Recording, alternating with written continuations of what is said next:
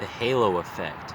The halo effect is where we find a positive quality in somebody, and we just assume that there's a bunch of other positive qualities because of that.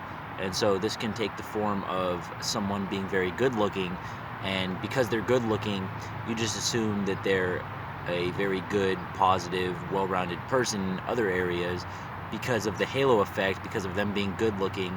Everything else must be good about that person. And on the flip side of that, maybe someone's not attractive, maybe they're ugly, and because they're considered ugly, that they have nothing else going for them, right? So it goes both ways. The halo effect is very real in a lot of different areas. If you're very good looking, people are going to assume that there's other good qualities about you, and this can also tie into certain regions and what's considered good looking in that region, or what's considered the alpha or the dominant or the standard. So also too, like the halo effect could be like the like the all-American white guy, like the 6'2", 6'3" high school quarterback kind of guy that with like the nice head of hair, that you assume that there's other good qualities about him, but then the black guy with the long dreadlocks from an inner city, you assume that that's a threatening person, or you assume that that is a violent person or a dangerous person. And the halo effect can go for any sort of race or gender or group of people. The halo effect can be for looks, it can be for money, status. The halo effect is basically just when we see someone with like one good quality, we tend to assume that they have other good qualities because we see that good quality.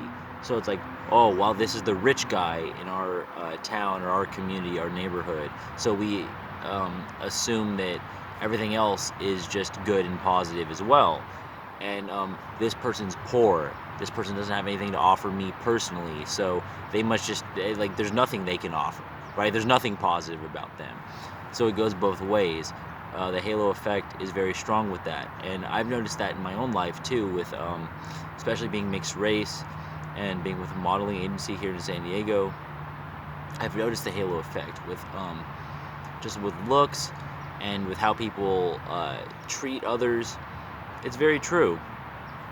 If someone thinks you're good looking, if someone thinks you have money, if someone thinks you have a certain thing going that others can benefit from, then there's that halo effect where they tend to assume that other parts of your life are also good and positive because of that one thing that was good and positive. It's kind of like certain content I've made on this channel of sometimes I'll talk about looks and how that affects people, and the advantages and the disadvantages of being considered a good-looking person or handsome or gorgeous or whatever. And whenever you're talking about stuff like this, someone always comments, oh, well, like, of course it's a 100% positive. Like, who wouldn't want to be good-looking? Who wouldn't want to have money? Who wouldn't want to have that thing? Like, how stupid of you for even saying that there's disadvantages. You know, someone always says that on any kind of video like that because they just don't know. They don't understand the balance of things. They don't understand what the person goes through. Like, we can see the differences between two things. Like, obviously, it's better to have $1 million in the bank than to be homeless. There's more advantages to that than disadvantages. There's more positives than negatives. But it's not the end-all be-all.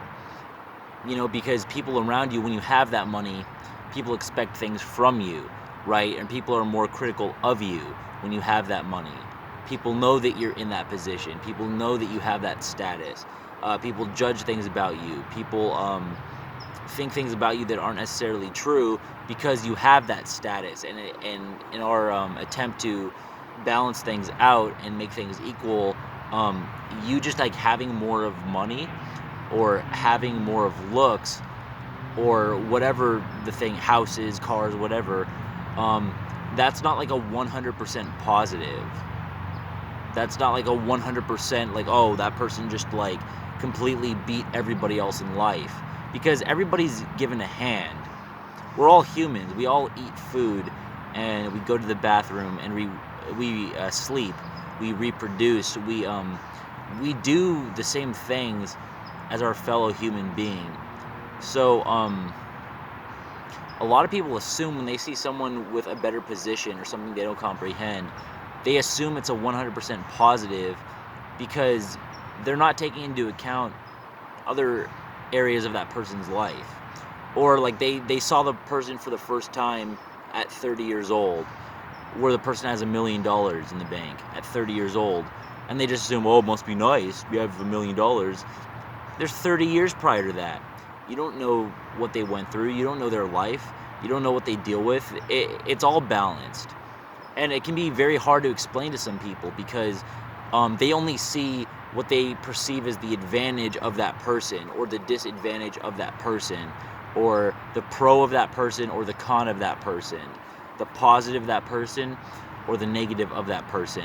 So from their perspective, like they're going online and they see someone 30 years old with $1 million in the bank, and they just think must be nice. But like there's stuff that leads to that, right? The person wasn't born at 30.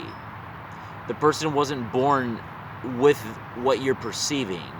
So there's more to take into account with that. So yes, we can understand that having money is a little bit better than not having money, or having looks is a little bit more advantageous than being ugly, or like having somewhere to live is more advantageous than being on the street. We understand what the objectively like better thing or more positive thing is, but everything has a balance, and there's no better or worse person. So when it comes to these concepts, a lot of people just don't take into account the path of that other person. They don't take into account the positives and negatives of somebody's circumstance and what somebody actually deals with on a day-to-day basis, because we're all subjected to different things, and you don't necessarily know somebody's entire story. You're only coming into a part of that story. So even to like people that are very influenced by the media in a certain way, where a certain artist will be promoted, and they just they follow that artist immediately because that's what's being promoted on the radio and with their peers, whether it's high school or college, their friends, everybody's listening to that artist, so they listen to that artist. So someone gets this perception where like, oh well, like that person is just like making music for a living, like how easy, how gifted, how am I not that person? But it's just like there's layers to that. Like a record label can promote one band or one artist over another, and if that artist or that band is in their 30s, you don't know necessarily that the person that's your friend or your family member or your high school classmate or your college classmate in their teens or their 20s, you don't know that that person isn't talented, right? Like you don't know that that person isn't also good at that. You're only going along with the flow. You're only going along with what other people say. So tying this back into the halo effect, people do that, whether it's followers or looks or money or status, cars, houses, race. The halo effect is real because when someone sees that someone has one good thing or multiple good things, they assume their entire life is this completely good thing. So the halo effect is real on that end. Like you're considered a good-looking person with like nice facial features and nice physique.